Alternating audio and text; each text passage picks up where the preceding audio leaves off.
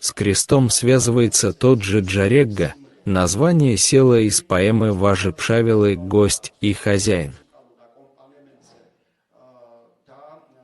В названии села Джарегга окончание «егга» является топонимообразующим суффиксом в чеченском и ингушском языках.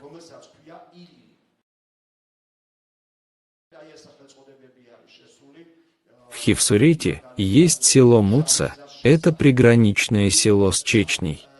Там до наших дней сохранились башни и элементы традиционного быта. В селе Муца есть святилище во имя Пресвятой Богородицы. Когда Ахмад Сулейманов рассматривает топонимы, он отмечает, что святилище Пресвятой Богородицы Мариям, расположенное в селе Муца, чеченцы называют Тушеле. Конечно, Тушеле произошло от грузинского слова «гвтис мшабели», что на грузинском языке означает «Богородица». Вот это интересно, что «гвтис мшабели», то есть «Богородица», была названа именем Тушеле. А в Горной Чечне подтверждается множество топонимов с композитом Тушеле.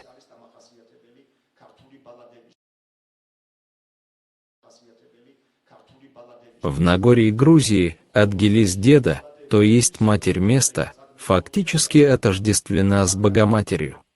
А в селах Горной Чечни существует культ Тушеле, что также связывается именно с матерью.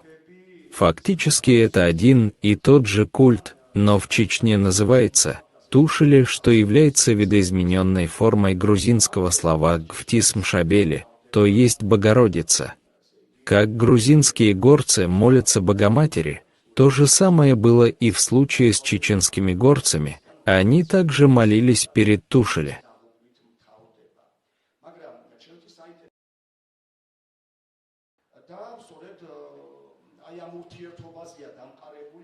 Теперь я хочу перейти непосредственно к текстам и жанрам, мы посмотрим, как построены там эти сюжеты. Книга «Хевсурская поэзия», которую издал Акакий Шанидзе, содержит несколько сотен баллад. Большинство из них касается как раз взаимоотношений хевсуров и чеченцев, кистинцев. Там грузинские горцы знают чеченцев по названиям их сел. Вы найдете балладу «Пховец» и «Шаванец». Шавана – это село в Ингушетии. Часто упоминается Медхуиц. Медхуа – это то же самое, что Мелхиста, Нагорье Чечни. В пшавских и хевсурских балладах особенно часто упоминается Майсти. Майсти также является одним из уголков Горной Чечни. В балладах также упоминаются Хилди-Харой, Телетегга и другие аули.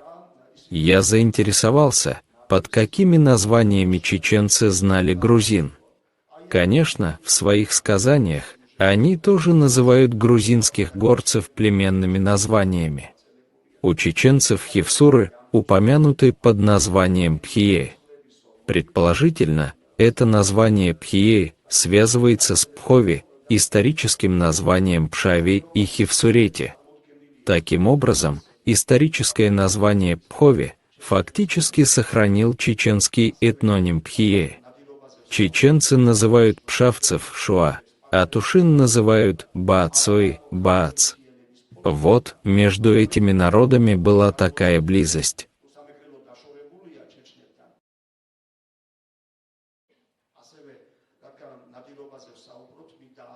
К сожалению, нам, фольклористам, не предоставляется возможность побывать в Чечне, посмотреть тамошние исторические места и своими глазами увидеть чеченские святилища.